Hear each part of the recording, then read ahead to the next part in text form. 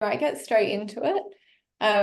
So for today, continuing on from the theme of last week's meeting where the team from gnomAD gave us an overview of V4, we're now today going to be having a sort of general Q&A session. So a lot of people have submitted questions offline that the team have some prepared answers to. There will hopefully be time at the end as well, though, for a live Q&A. So if what we're going through brings up any more questions for you, or you didn't have a chance to submit your question before today, hopefully we'll be able to get to that too. So we have Moriel and Kaitlin on the call again today from the gnomAD team. I can see that Anne is also on. Just wanted to note that our next meeting, which is meant to be scheduled for March 13th, will be cancelled for ACMG. So we will be coming back together on March 28th for a presentation from the UCSC Genome Browser team. But if there's not any general announcements from anyone on the call, I can hand over to Moriel. And then while Moriel is bringing her slides up, I did want to quickly say that following last week's presentation and also before that, we've had a number of questions. So SVI and the SVI, so sequence variant interpretation, and our VSEP review committee have had a number of questions from the genomics community in general, and specifically from VSEPs around how do we recommend that VSEPs use gnomAD v4. And so I'm going to quickly give an update on that on behalf of SVI before I hand over to Moriel. If you can go to the next slide. So I do want to say formal guidance for this is currently being drafted. So we're planning to share more finalized details about what our best practice advice is on the Education Coordination and Training Working Group call, which is next Wednesday on the 28th. We do currently have a letter drafted, and we'll put the link for that letter in the chat. That's addressing all of the questions that have been raised currently. So like I said, we're keen to get people's feedback on that, if what we're saying makes sense, or if there's anything that we're not covering that's a big question for you. So I think that draft has the permission for you to comment, so please feel free to do that. But the main point we want to say is that we're not requiring VSEPs to move to using gnomAD at this time. And in fact, we're actually encouraging VSEPs to wait to use gnomAD v4, at least until that frequency calculation bug is resolved. So that Moriel had mentioned last week, and it's also at the banner at the top of the gnomAD website. If you want more information about exactly what that bug is and what it means, there's a letter from SVI drafted about that as well. That we'll put that link in the chat too. That bug will hopefully be fixed in the release that's estimated for late March. I can see Kaitlin nodding enthusiastically. It seems like that is on track.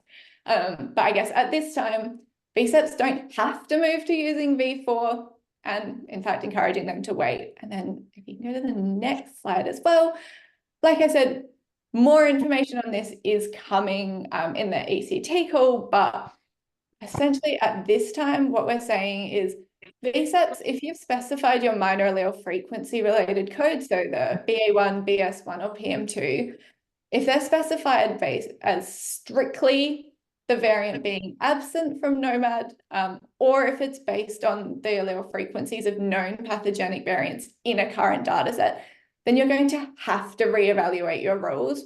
And if they need to be updated, propose any of those updates to the review committee for approval before you can move to using gnomAD v4.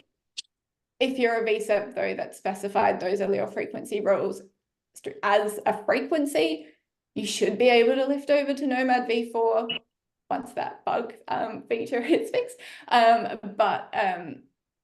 Should be able to lift over, but you will need to review it just to double check before you do. And just to note that at the moment, v4 data isn't integrated into the VCI. So if you're wanting to access v4 data, you're going to have to manually go out to the browser to look at it. Make sure you're noting in the VCI that that's what you've done, note the version used. But we are in the process of integrating that data into the VCI. So when that's available for use, we'll be letting you know too. So that was all I wanted to say about, I guess, using gnomAD v4 from a VSEP perspective. And and there'll be more formal guidance and more detailed guidance coming on that in the ECT call next week. But with that, I will hand over to Moriel. Thanks, Alicia, and thank you for those who submitted their questions. I think we're going to go through all of the ones that were submitted. I think we should have time after that, or if people want to ask questions in the chat, or wait until after and then ask them live, that should be fine as well. But that being said, I'm actually going to hand it off to Kaitlin, who can also introduce herself since she wasn't here last time, and can start with answering the first set of questions that we got. Thank you. So I should say Moriel did a lot of the organization here. I'm here as another representative of the team. So I'm Kaitlin Samocha. I'm one of the members of the steering committee for gnomAD, and I'm a group leader or PI at Mass General Hospital and the Broad Institute. So I have been involved in gnomAD before it was EXAC back in the day. So I have some historical perspective, which I'm happy to give, but I understand we have a lot of questions that were submitted. So the first one that we're tackling is about the samples that were in V2 and V3 and whether they're now in V4. And the answer is, for the most part. A few of the exome samples from V2 would have been potentially removed due to the quality. There we go, got muted. A few of them might have been removed due to the quality control that we do in V4. Every time we have a new data set joint call, a few things fall as outliers. And we also, partially answering another question later, we check for relatedness. And so there's potentially a few people that dropped that way, but the vast majority of the exome samples from V2 will be present in V4. As for the genome samples from V3, all of them are still here. We didn't touch the genome samples at all. There's some minor updates from the HTTP 1000 genomes data set that has shifted a few things around, but again, this should be very representative of what has previously been released in, I think, V3.1. As for the method of variant identification, yes, we're still using GATK and HALE and a lot of the same pipelines. These do update over time as well. I think one of the biggest things that you'll notice between V2 and V4 is it's the genome build shift. And that's probably explaining variants that might be appearing or disappearing. So at the highest level, yes, almost everything's in there. And yes, we try to keep things consistent. Excellent. Next slide, Moriel. So this question is perfect for me.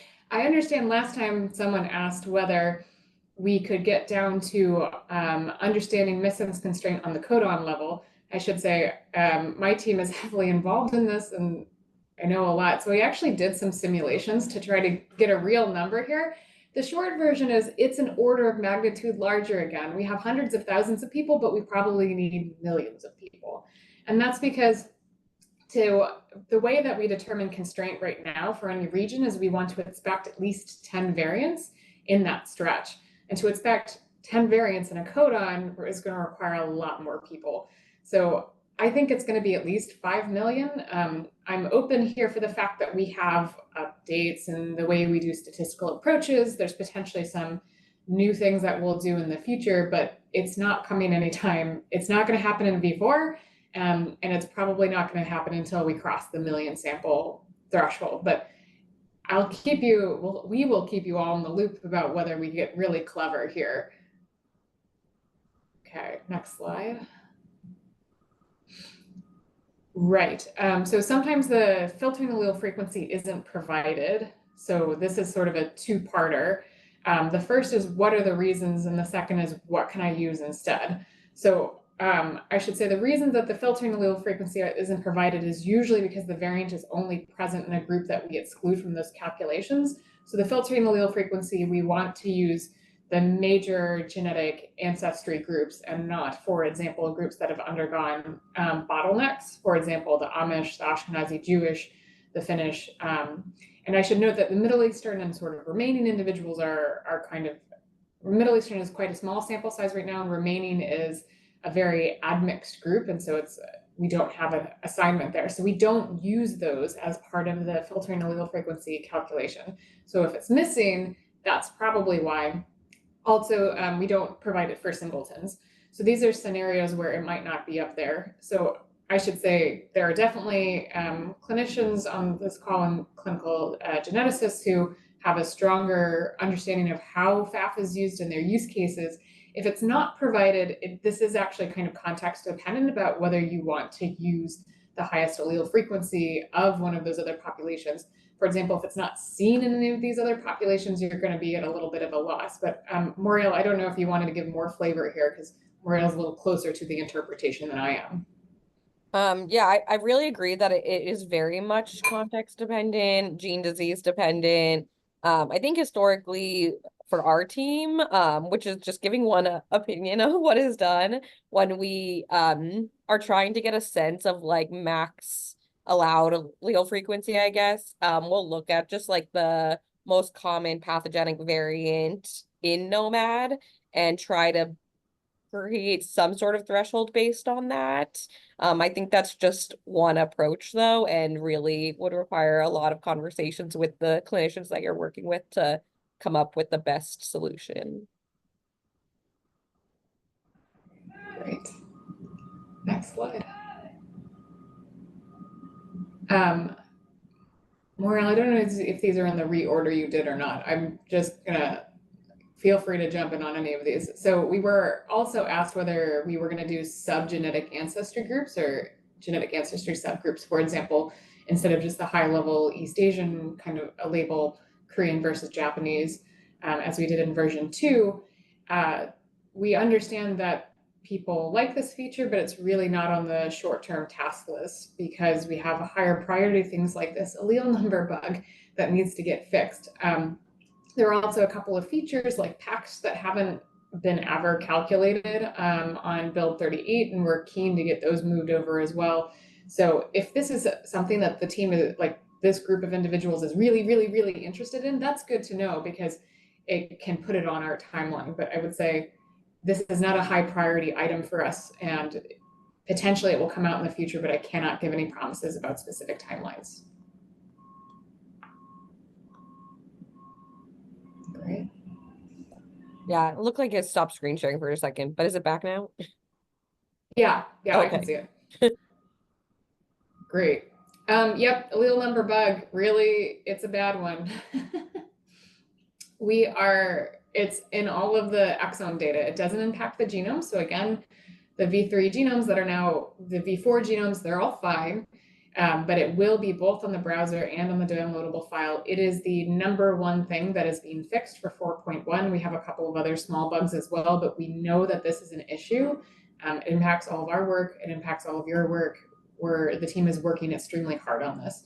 So the tentative release for V4.1 is the end of March. So I should be clear here, the allele frequencies we give you are accurate in the subgroup that the subset that the variant was seen in. So if it was seen in UK Biobank and not in the other kind of breakdown that we have, that's an accurate allele frequency for UK Biobank, but it's not necessarily accurate if you're assuming we threw all 730,000 exomes in there. So this is, it sounds like you all discussed this, Moriel went through this as well, but just to get across, we are trying to get this, we will get this fixed. It will become a new check in our future releases of gnomAD, every time we find something new, and we're going to get that out as soon as we can. See, Anne popped on screen. Yeah, I think it maybe has some impact on the genome data if it's a variant that's seen in exomes, in genomes, but not exomes for coding variants. Like if it's a non-coding variant that isn't covered by exome data, the allele frequency is right. But if it's something that is over an exon in the genome data, but the variant is not present in the exome data, the denominator AN is not necessarily fully taken into account right now. True. If you're adding them both together, that's a good clarification. My comment about genomes being fine is if you're only looking in genome samples, then that's right. But yes, the genome exome combination, anytime the exomes are involved, things are going to get a little inaccurate. Sorry about that. So the genome exome combination is actually not a bug. It's something that we've never done. It's because we never actually call the data sets together. So if a variant is not called in the genomes, so if a variant is in the exomes and not the genomes, in that case, that means that there was an exome sample that had a non-reference genotype call, but none of the genomes had a non-reference genotype call. And that just doesn't get emitted in a standard call set. So that's why that allele number is not getting added right now. But that is something else that will get fixed when we do the 3.1 fix, right? Tentatively. Tentatively. Cool. Moriel. I can do this one. Yes, so this is a little bit of, I will admit, historically, we potentially overplayed this a little bit. Really what we meant in the past is that we joint call gnomAD and exec with more than just the samples that are released. We also tend to joint call this and process it with some in-house samples. So historically, one of the largest cohorts was individuals who were ascertained for autism and then their parents. And so in the past, what we have done is removed cohorts where we know that there was ascertainment for a known severe pediatric disease. And we've been trying to stay consistent with that, removing individuals with known severe pediatric disease, but we cannot guarantee this. And as the sample size has been growing, particularly as we've been bringing in biobanks like UK Biobank, we know that there might be individuals in those biobanks that do have these disorders, but we're not doing any filtering on phenotypes or electronic health records. So we understand that a few of them are going to make it in. I can say, I know for the UK Biobank that it's depleted of individuals with intellectual disability or autism or some of the severe psychiatric, early onset psychiatric disorders, but it's not completely absent. So yes, in V4, you will potentially have some of these cases. However, that was true before. We just had less knowledge, and it is an issue as the sample size has grown. We don't want to make promises here, but we do still remove cohorts like the Center for Mendelian Genomics data that we jointly process is not included in the release.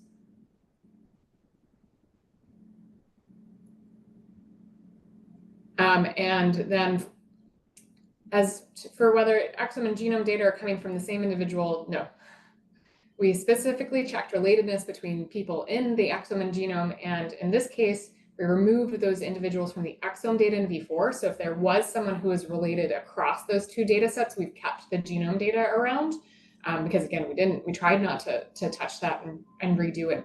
So we should not have individuals kind of double counting and inflating allele frequencies. But it's a good thing to ask about. Moriel, do you want to take over whenever you want? I can. Yeah, I think you've done a lot. So thank you, Kaitlin. So the next question was, will there be a non-cancer cohort in gnomAD V4 and when will it be released? The short answer is no, there's not going to be a non-cancer cohort in V4. Mostly, like the important thing to note here is that the non-cancer data set in V2 is actually not that different from what the current V4 is. The only change is that there's the cohort that was from the Cancer Genome Atlas is not included in V4. So everything has been, any cohorts that were recruited for cancer are not included in V4. But kind of similar to what Kaitlin already discussed, there is inclusion of biobank samples. So just take that into account when you're looking at this. But yeah, in general, no subset for non-cancer.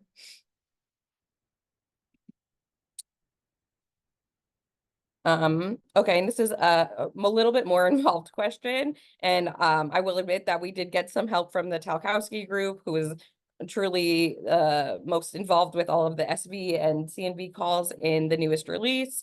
But the question generally is, can you clarify how the structural variant data sets from V2 and V4 relate to one another?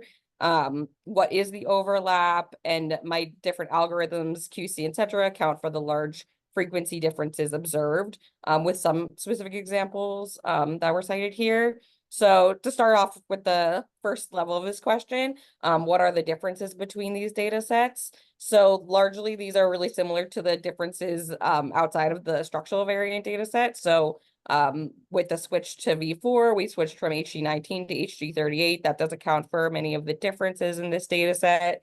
Also, there were many more samples included in V4. I did have the Talkowski group look into what this overlap kind of means in case somebody wanted that number more specifically. So roughly about 15% 15% of V4 is from the V2 SV data set. So there is some overlap. That being said, the same GATK SV pipeline was used for SV discovery, but there was a new SV refinement pipeline to improve the precision of these SV calls. And some of the details related to that, if people were interested, is that the V2 was trained filtering model based on trio family structures. The difference here being V4 was trained and integrated using multiple machine learning models, and it utilized inheritance information from long read pack biocalls in matched samples. So for the specific question that this individual asked relating to this duplication variant that was in both call sets, it's likely the allele frequencies changed is likely due to more of the refinement pipeline than to any of the other things I've discussed on this slide. And I think it's just more proof that they're getting better and better at calling these SVs with high quality calls. So long answer for that one. The next question was wondering about how to better interpret site quality metrics and figure out the reliability of data in various regions. I would say that, and I think I mentioned this last time as well, there is two different quality metric tables on any variant page. One of them is the genotype quality metrics and the other is the site quality metrics. And I really don't typically use the site quality metrics table to look at if I'm like concerned about reliability in particular. This is just, again, my personal opinion, but I do recommend using the genotype quality metrics table if you are concerned about quality overall. In this question, there was also some examples provided where it was indicating maybe these variants are found in a GC-rich region and that could affect the reliability of that data. That is a valid concern. As we know, GC-rich regions do cause can increase artifacts and other issues within gnomAD and other large data sets. I've thrown in some screenshots here as well of what I particularly look at in that genotype quality metrics table. So automatically it will come up as this like left-hand image, but if you deselect the compare to all individuals, you can actually compare just look at the variant. You can look at the individuals who have the variant instead of the whole population, although both of these are useful. In this case, I noticed that in particular, the allele balance was a little lower than we would typically expect for heterozygotes, where usually has more of a peak in the middle of this graph at the like 0.4, 0.5, 0.6 range. I think they also mentioned something about the reads looking just odd generally, which I agree with. Some of them look better than others. I think this is all indications that this variant, this region in particular, has some probably lower quality genotype calls, although all of these did pass, or all of the individuals in the variant table have passed the QC that is done on gnomAD v4.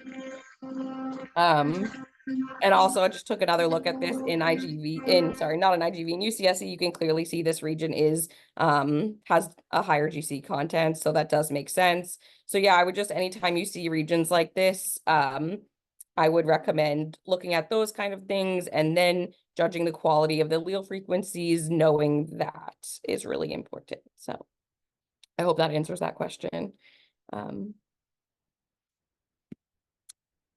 Moving forward, the interface displays whether a variant is present in ClinVar and provides its identifier. The question was, is this information readily available in the downloadable core data sets? Or is there a separate process required to establish this mapping across databases? So the browser team, the gnomAD browser team actually adds this ClinVar integration. So it's not part, of any of the downloadable files. I also want to note that this is the data in the browser is updated quarterly, so newer submissions to ClinVar might not be visible when you are looking at the browser or looking at a variant page that has a ClinVar, that also has a ClinVar page. The only workaround I could think of from like gnomAD in particular would be if you are looking at a specific gene, you can download from the gene page and get that ClinVar level information across all of the variants that you've downloaded, you can filter that accordingly if you don't want to download an entire gene, if that's too many variants to look at, and then filter it. But if you were trying to do some bulk analysis on multiple genes, I can see that that would not necessarily be the best workaround. But yeah, this is not currently in any of the downloadable files. Next question is, will main plus clinical transcripts be incorporated and displayed?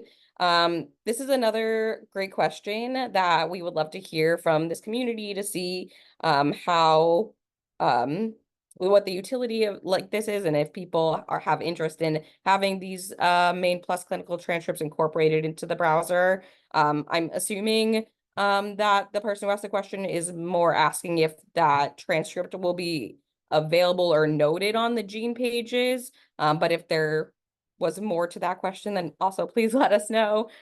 So currently there is no plans to include this, but if this is of interest, then we can make note of that and try to get the main clinical transcripts added, main plus clinical transcripts added at some point to the browser. So yeah, if people have feelings on that, please let us know.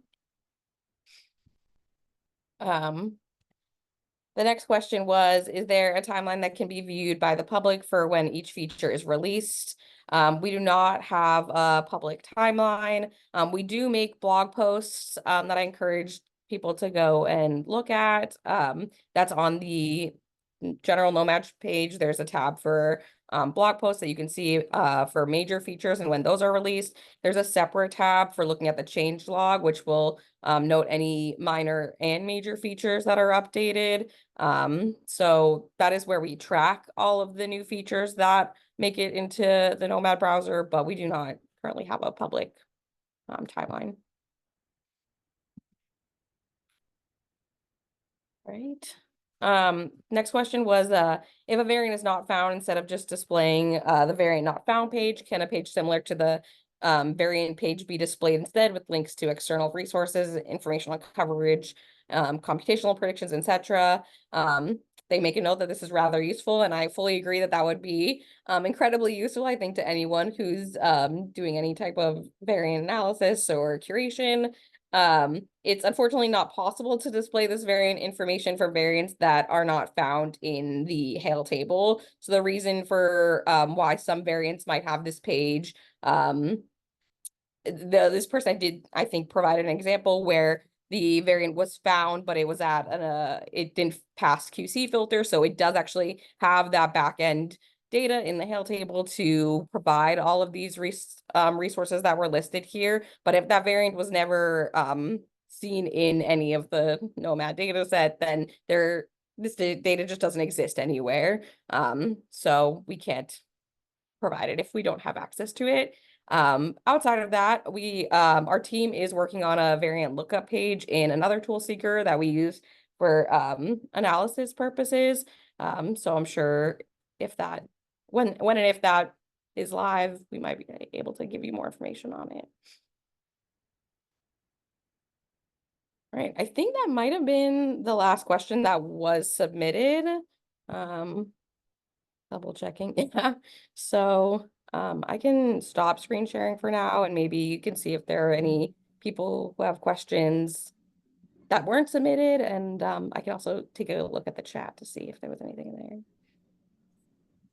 So there's not anything in the chat as yet, although I heard someone just unmuted to ask a question, but I was about to say, I know as well at the end of the last session that you didn't quite get through all of those slides, and I think there was some new features as well that you didn't quite get to describing. So I do want to leave time for some live questions, but if there's not a ton that are ready to go, we could maybe plan for like 15 or so minutes at the end, or tend to hopefully go back to those slides too. But otherwise, I'll hand over to Nikita.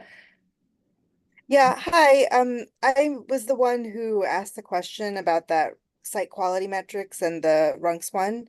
And I just wanted to follow up because I guess I don't understand much about the QC processes to understand how variants that are, and like the counts that are ultimately unreliable are still passing QC metrics, even though it's in like an unreliable region because of GC richness or whatever it might be.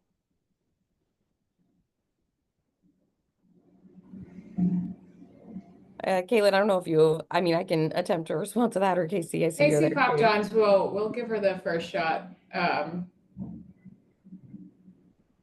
are you asking why sites that are in unreliable regions pass QC? Yeah. Yeah, so the variant QC model is not perfect. It's just designed to predict with a probability whether the variant is a true variant versus a technical artifact. There'll always be some variants that kind of slip through and other variants that are true variants that don't pass.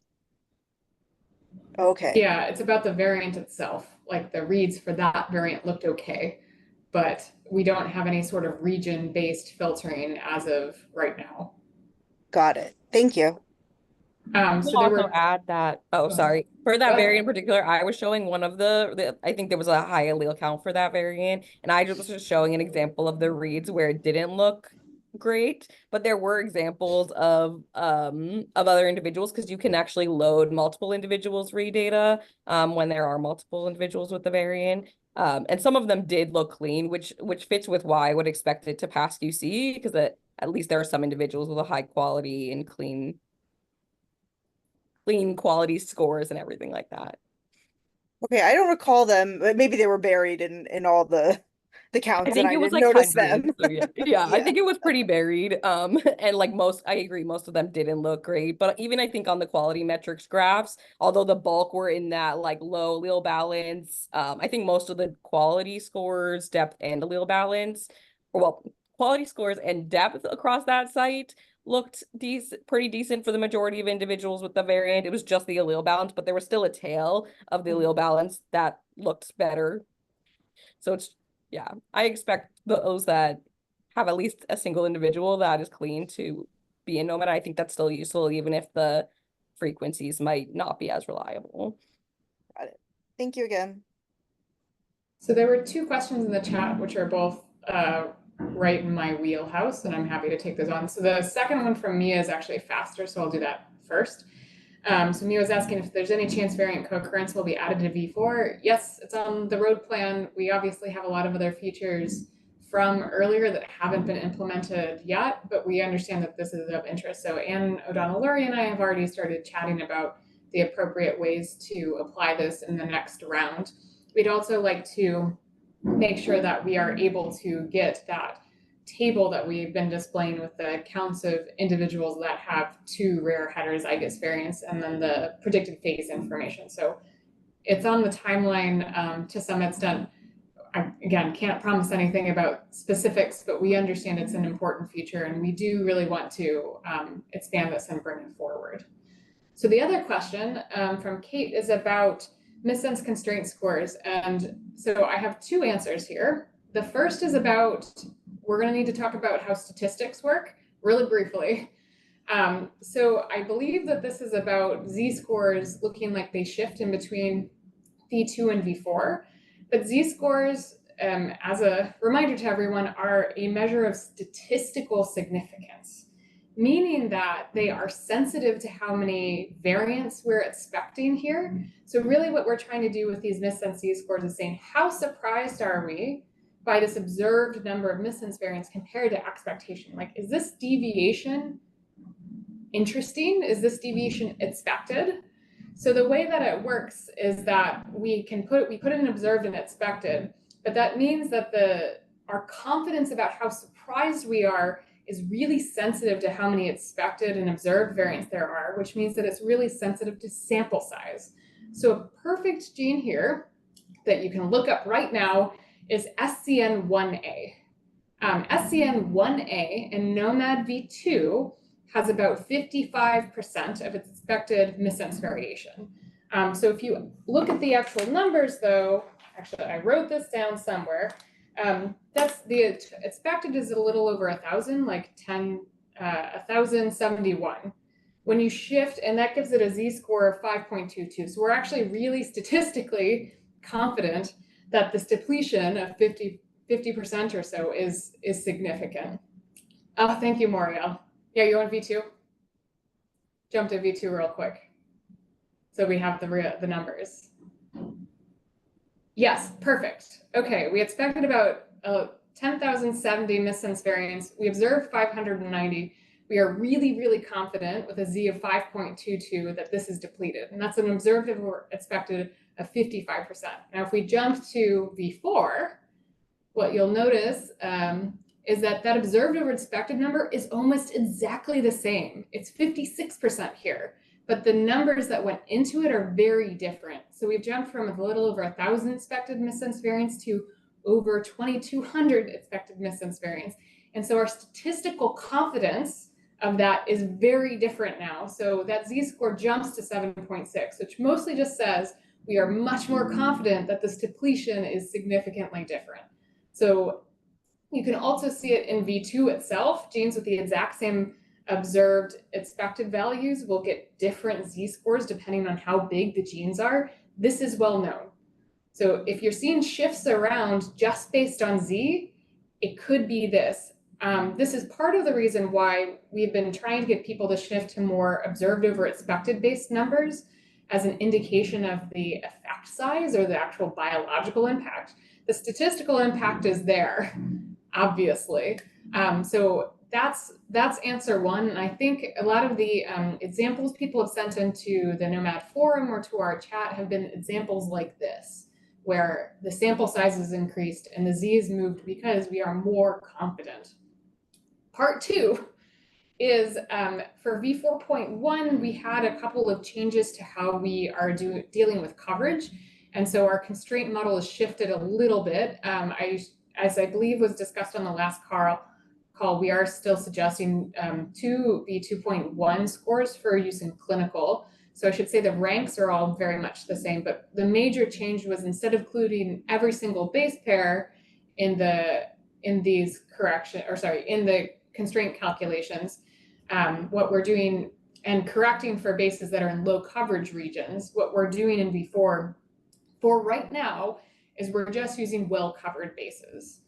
So this is something that we are looking into to fix in 4.1 or future releases, but we needed a little bit of development time on it. So the second reason is that potentially for really poorly covered genes, you're not counting all of the bases that you were before, and so the observed expected might shift around. So I'd suggest if you think that missense constraints shifted, you look at the observed expected number itself as opposed to the z-score. I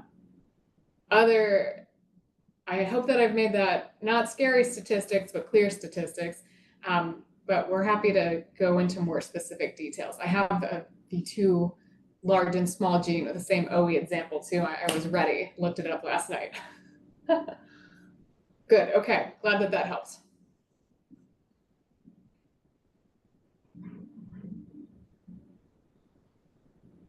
No one likes statistics at lunch, I know. That was very well spoken. I think we've currently answered all the ones in the chat, if I'm correct. Yeah.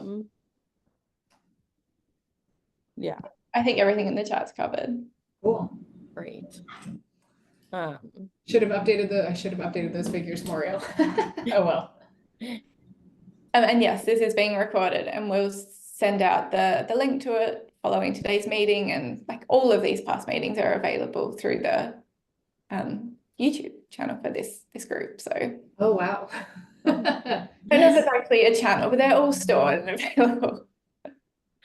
I did see Nikki asked one more question about the informing about GC rich regions in UCSC. There is a track that I was showing. Now I feel like it's named appropriately as like a GC rich. Let me see if I can, let me open it again. I think it's called GC%. GC%. Where was it? To answer quickly, yes, regional missense constraint will also be updated. We're just finishing up the paper in V2. We'll get there. We will also get there. Go ahead, Moriel. Yeah, the answer was it's the track is GC%, the full name in 5 base pair windows. And it's just a scale that indicates I think it's the top level 70% GC rich. Can be useful. I do use it a lot.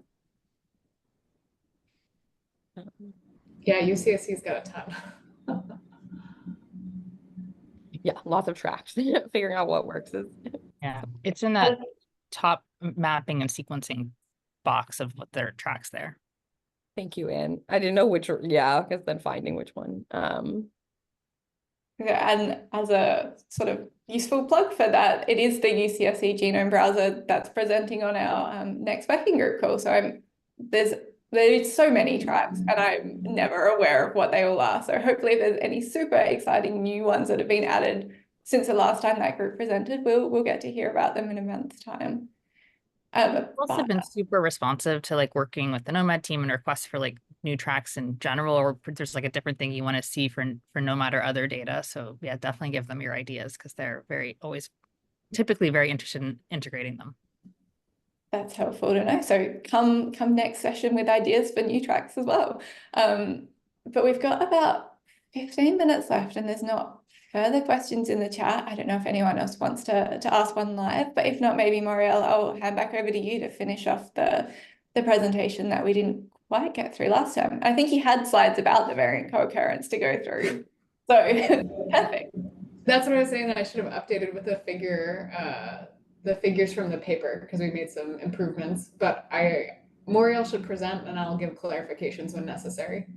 So take it away, Moriel. All right, going back, sorry for keep switching between sharing and not sharing, just being able to see everyone, sometimes useful. All right, so I think I did get through some of this, and just to make sure we have time in case there are questions after, I'm going to skip to where I think is the most useful place to pick up. But then yeah, if Kaitlin, if you have context to add in after, we can go back. But I spoke at the very end of the call last week about the variant co-occurrence tool and the kind of methods used to pretty much put this together. So this is live again in V2 and hopefully coming to V4 at some point, but you can access it here with the link at the bottom of the screen.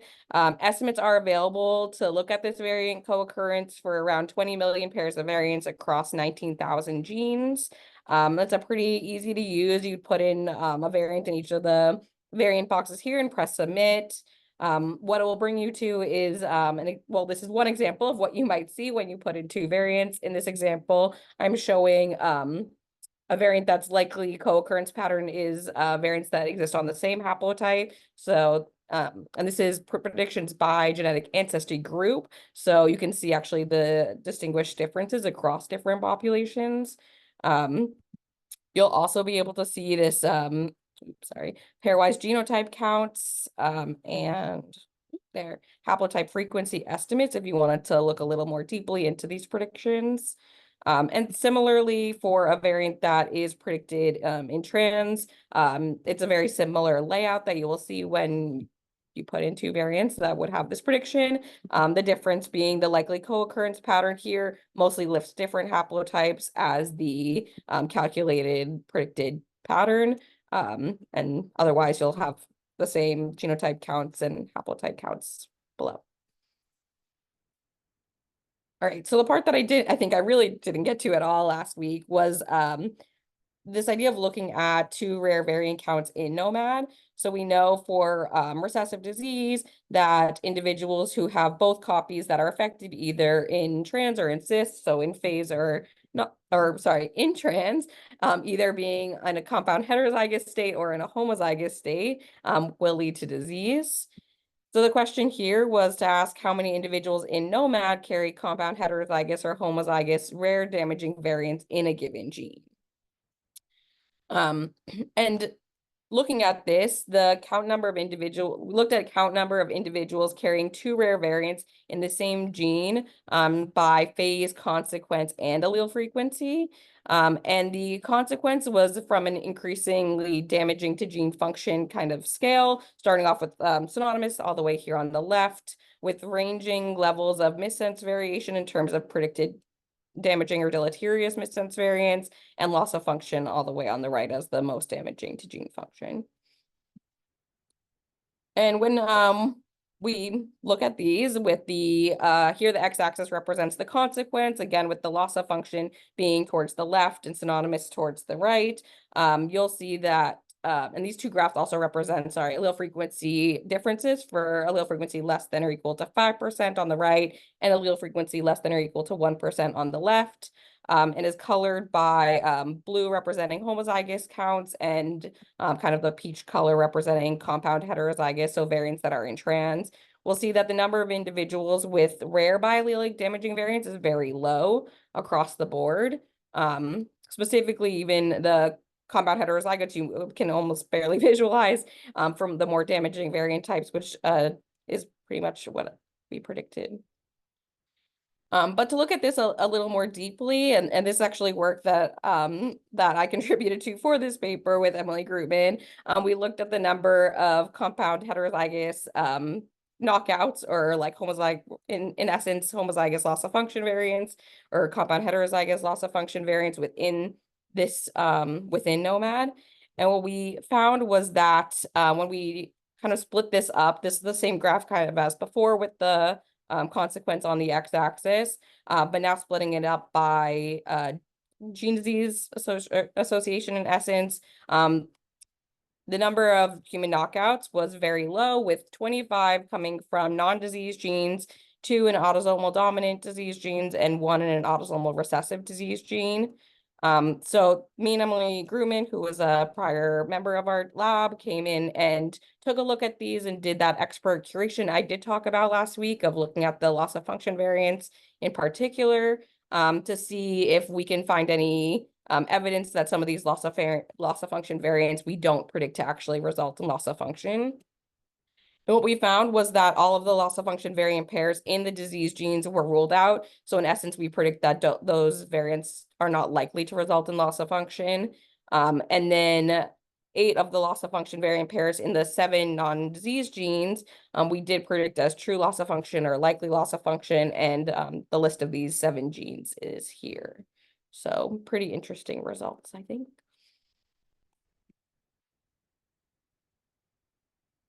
And now within the gnomAD browser, we do have these true rare variant counts table that are visible. So you can see that here you access this similarly to how you would look at constraint, except instead of clicking on the constraint, that's the default, you would switch over to this variant co-occurrence, and it will show these 2 different rare variant count tables. Oop, there we go.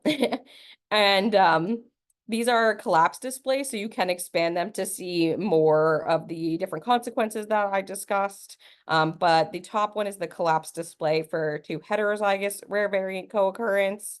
And then the bottom table is for the homozygous rare variant occurrence. And if you do hover over any of these numbers, you'll be able to see a breakdown of those phase predictions. So in this case, when you're hovering over this count of 122, you'll see that 2 het variants and 122 ACEs, 35 are predicted to be in trans, and 9 are unphased, and 78 in cis. So you'll be able to see that breakdown there, which is very useful. And then these compound heterozygous and homozygous variant carriers are counted independently. So this just must be considered when you're adding figures together to approximate the number of biallelic variant carriers in gnomAD. So just an important note when you're looking at these. But I think besides just seeing that this is a feature, it can be really useful to see how an example of how we would use this data. So in this example, we have a patient that has 2 rare intrans missense variants in the GBA gene. Both missense variants have moderate Revel scores ranging from this 0.773 to 0.931. And so when we look at the variant co-occurrence or the true rare variant counts table for GBA in gnomAD, specifically for the ones with 2 heterozygous rare variants, you'll see that when we highlight the moderate missense or worse, so 2 moderate missense or worse, which is the scenario that we had here, only 5 individuals in gnomAD carry 2 moderate missense or worse variants, and all 5 of those are predicted to be in cis. So there is a lower probability that the pair of variants in the patient we are looking at has arisen by chance, but we do caution over interpretation because, as you saw in the earlier graph, the number of individuals with damaging variants predicted in trans was very low across the entire data set. So this can be really useful to pretty much get a sense of if you have two missense variants, if you think those are more likely to be interesting. There is a lot more information on this, and we actually have Kaitlin here, which is amazing. If people have more questions for around all variant co-occurrence and statistical phasing. But the summary being that the two goals that we had that I talked about last week, to produce a tool for the medical genetics community to phase variants found in their patients, and a resource that counts rare variant occurrence, are now live in V2, and really excited to have them. So I think with that, do we still have time for a few questions if people have them? Yeah. Yeah, we've got about 7 minutes left, and there was two constraint questions, so yeah, I'll go. that's for you. Perfect. Here we go. I'm ready. So Kate's asking, is there a formal observed over spec cutoff to use for missense constraint as opposed to 3.09? No, missense are tricky, right? It really depends on, the impact depends on what the amino acid change was and where they occur in the gene. So for regional missense constraint, we're finding that the strongest enrichments of, for example, de novo mutations in patients with severe developmental disorders or autism is really falling as you get below the 60% of observed over expected line. But that there is still some signal in kind of like the 60 to 80 range. Above 80 to like above 80% of the expected, it's not, there's possibly, again, still some signal there. The reason I don't want to be too harsh about this is it's probably dependent on the gene structure itself and whether there are known hotspot mutation regions, because it could just be that this one domain is really depleted, but the rest of the gene has all of it. And this is part of the reason that we're hoping to do missense constraint by regions on V4 again, because we don't actually think the gene is the right unit for missense variants broadly. So I think the z-score, again, that 3.09 is that statistical confidence that the depletion is significant. So you can still use that, but just the point I wanted to make before is just understand that as our samples get larger, we're more and more confident in our expectation. And so you will start to see that genes with less depletion are going to be able to cross that significance threshold. So possibly you'll see a gene with 80% of its expected missense variants is now across that line, which wouldn't have happened before. So I'm happy to chat with people or think more about a formal recommendation in this space moving forward. But again, I'm not sure gene level is the right unit for missense variants. For the second question about the LUF cutoff switching, yeah. The short version is that we really wanted to get constraint out with the V4.0 data set. And we know that the LUF scores have systematically shifted, like the entire distribution has shifted over. The rank has stayed very, very much the same. So if a gene was in the first LUF decile before, it's in the first LUF decile now, almost all of the time. However, the score itself has moved. So to give an equivalent of that LUF less than 0.35, that fraction of genes that we had before, I looked up where the equivalent cutoff would be in our 4.0 scores. So this is really just trying to give you that equivalent number of genes that are below this cutoff line. So that's how that was determined. We do suggest that LUF is a score that should be used as a quantitative measure. Like, we don't actually like putting out hard binary cutoffs between one and the other. Like PLI was meant to be binary, but LUF's not supposed to be. So this is, we gave you we have come up with this cutoff, but it is an arbitrary set based on what we did in the prior work of 0.35. And it's something that Anne's team and our teams are reevaluating moving forward about whether there's a slightly different line that we should draw given the change in the data sets. And I see that Casey already answered, Catherine Chow already answered the question that the autosomes have constraint scores, but the X and the Y genes do not have constraint scores. It's because we were missing a file that we needed on, I think, methylation on the X chromosome. It's fine, we're finding it. We'll get it in the future, but we thought it was more important to get the autosomes out than to hold everything up to try to find methylation on the X so that we can incorporate it. Kaitlin, I also got a question that is probably better for you to answer, but any efforts on looking for multiple risk alleles co-occurrence? I assume. As in, for right now, we're sticking with the same gene. The search space really blows up otherwise. So in terms of like specific projects, we did have a postdoc who was starting to look into some of these diagenic databases. The short answer is most of the things that are reported in some of these diagenic databases are seen. So like this is a het variant in one gene and a het variant in another gene. A lot of the things that have been reported are actually seen, that combo in gnomAD or in UK Biobank or in all of us. So they didn't seem to hold super well. But to expand it more broadly, I think the search space would really blow up. So it's not in the current timeline, but we're curious about it, let's say. I need to work out the statistics of how to do this in a way that makes sense. I think we'd also have to check if our samples are consented to do that. So we've Correct. stuck to within the same gene for consent reasons also. That's a really good point. Currently, whenever people ask this, I recommend that they look it up in UK Biobank or all of us.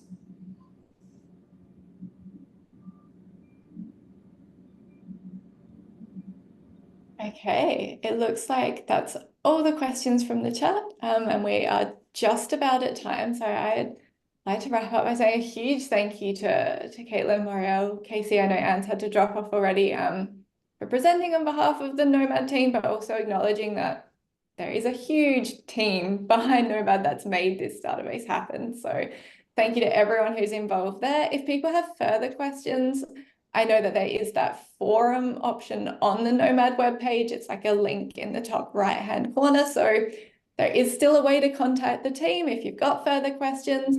If you've got questions that are more related to what are the best practice advice for how we use this data, they can go either to the forum or to SBI, or if you ask it to SBI and it's more appropriate to the forum, we'll talk. So we will be able to get those questions answered. But thank you everyone for joining today, and thank you to the team for your presentation. And we will see you again on the 28th of March.